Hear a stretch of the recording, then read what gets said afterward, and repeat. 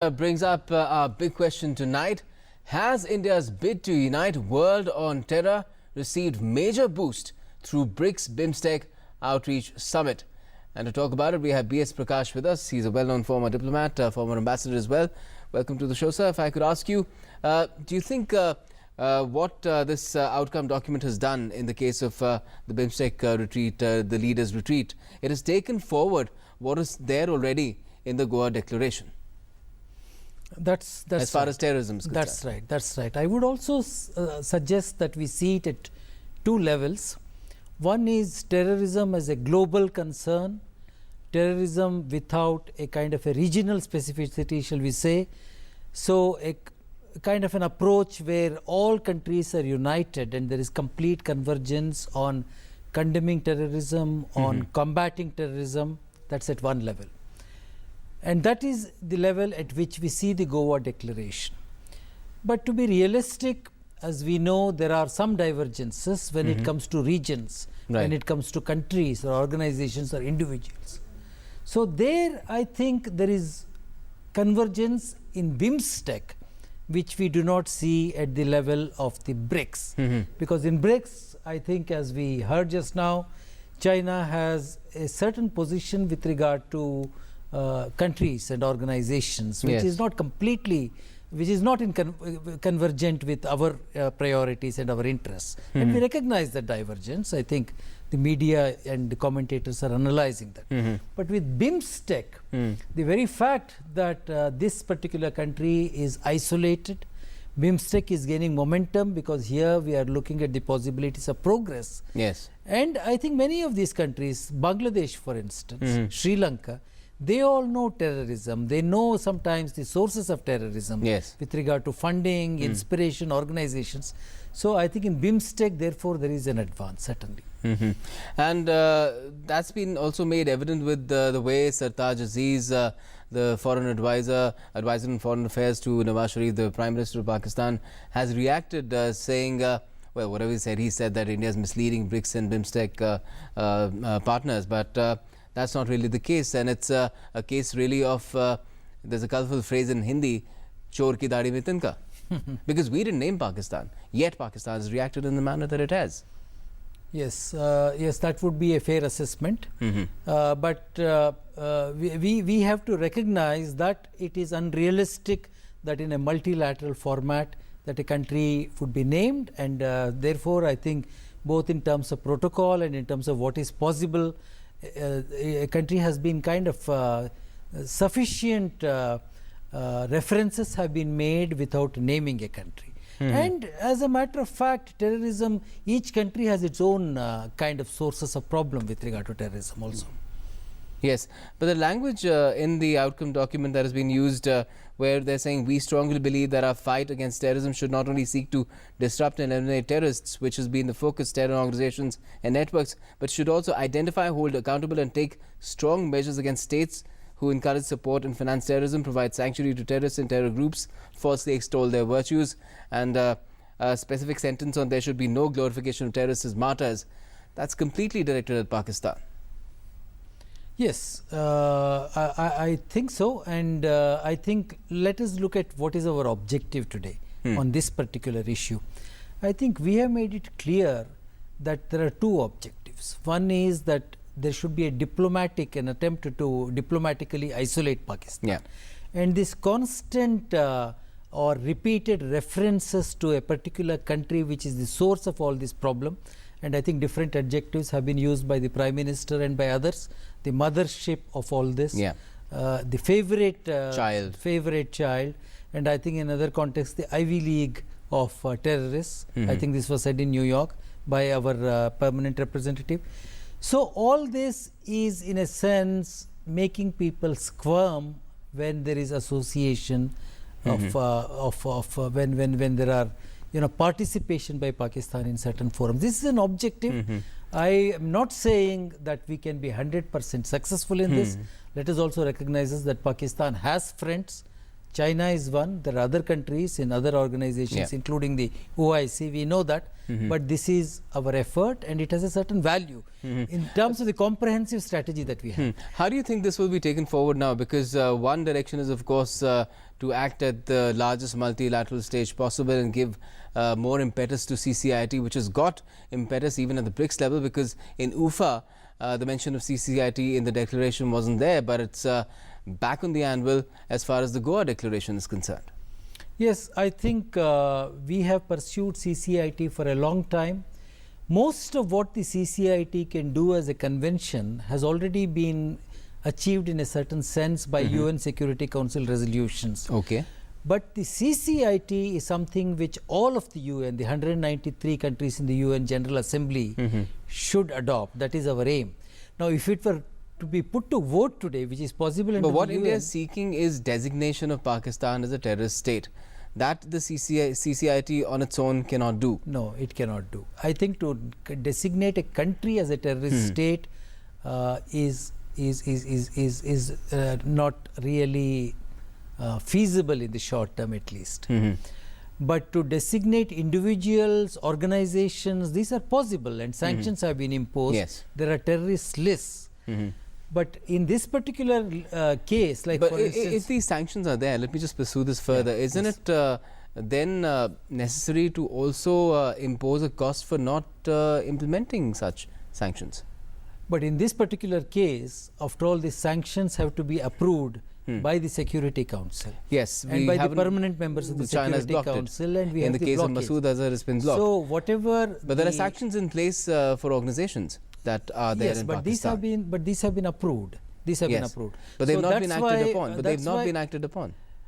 No, I think in some cases, in terms of freezing of assets, I mean, But then, of course, these organizations then metamorphose, they switch identities. They do that, but I think when China says that it's a technical hold in this particular case, it is conveying a signal. Okay. So this is at least a medium-term road. It is, if not It's a long signal to road. India as much as it is to Pakistan. I hope so. I hope that it's a signal to Pakistan as well. That's what the Dawn But report it is a suggested, because of which they put the journalists concerned first right. on an exit control list, That's and then right. 2 days That's later right. took him That's off. right. So, one way of looking at it is that we see how pressure works. It may not produce results immediately. Sometimes it may not produce results even after a while. But these are all pressure points which cumulatively and hopefully with compound effect will isolate a particular organization or individual or even a country. Okay. And meanwhile, if I were a Pakistani, for instance, if I were a Pakistani, the whole world or many important countries talking about me and my country in a negative way should affect public opinion, media opinion. A country which constantly is talked about in this manner, that would also is a form of naming and shaming. So that too, I think, should have an effect. But the Pakistani government May not be on certain sections of the establishment, but after all, ultimately there are these different kinds of dynamics in each But country. the Pakistani government also tries to do the same in case of India by saying that India is doing what it is accusing us of doing in our country, which is just not the case. That's and right. So that is not finding purchase internationally. I think you are right, but therefore let us look at the reputation. Now BIMSTEC has so many countries, Yes. and certain countries which have good relations with Pakistan. Even Sri Lanka has good relations with Pakistan, but they are all agreed on this because they all know what has been happening, and they themselves have been subject. Sometimes if what is happening in Bangladesh and what has happened in some other situation, they also suspect these forces or these elements. Now, So Pakistan I think is solely responsible for the fact that it was an outreach summit for BIMSTEC in Goa and not for SAARC. I would also like to think that BIMSTEC is a worthwhile objective in itself because it's a part of our Look East, Act East policy. So apart from the impediments of a SAARC which is not producing any results, I think this was an excellent initiative in terms of energizing this grouping, bringing them together with the other major leaders of the world, including Russia and China and Brazil and so on, and therefore creating this larger momentum in its own right, apart from this fact of marginalizing Pakistan. Yes, and instructions have also been given to give more pace to certain activities that are required.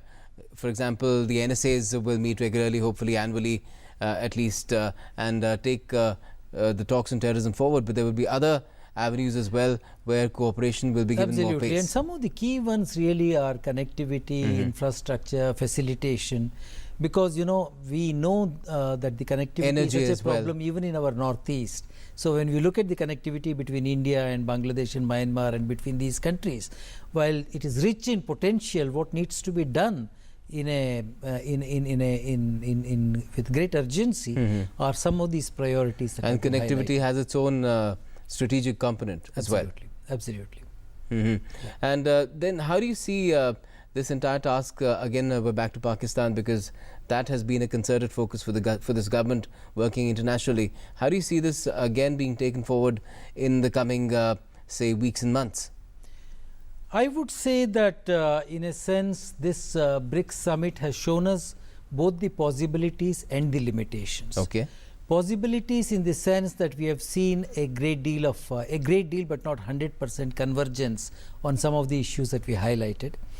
Limitations also in the sense that in a multilateral event or at the UN or in any large setting, sometimes the perceived national interests, core national interests of countries make it imperative or make it inevitable that you don't get full agreement, which we clearly see in the case of what has happened with regard to both the Masoor Azad and the NSG in the issue context of China. But do you think what has happened in Goa has put China also on a bit of a crossroads, that it will need to rethink its stand as far as terrorism is concerned, because the things that President Xi said did not really reflect that he was on the same page as the other leaders. The document, which is why the document was not what most people desired, although one has to temper it with the levels of expectations that we had earlier. But still, will it make him reassess his stand, recalibrate his stand? See, it's well known that the Chinese are inscrutable. Everyone knows that in terms of body language and behavior and expressions. It's also not so easy to read what would the effect of a thing like this would be. I'm not such a China expert, but even experts of China will have to weigh all this very carefully.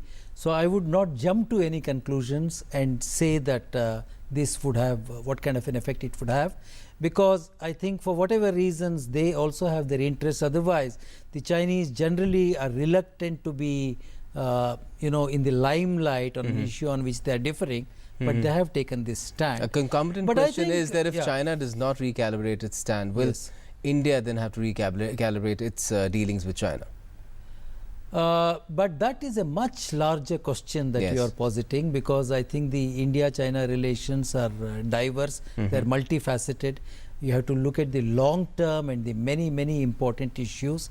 So I don't think that it would be prudent on our part or wise on our part to hinge everything, make everything because there are certain murmurs to make now everything emerging. Pakistani centric. We have had this attack.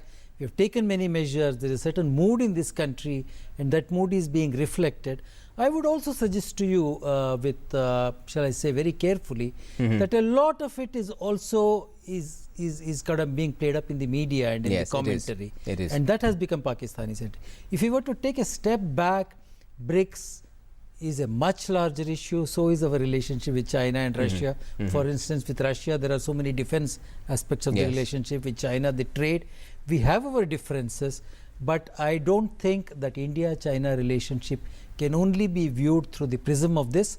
But since this is a major irritant and it is giving us so much trouble in real terms, it certainly will factor in our calculations, as that of China too. Well, certainly. Let's hope so. And there is progress the way we all wanted, the way the world would want it, it seems, because terrorism is something that everybody is seeking an answer to, and it's a very difficult issue to tackle. Let's hope that there is progress on that, taking it forward from Goa. Thanks a lot for joining us this evening. All right.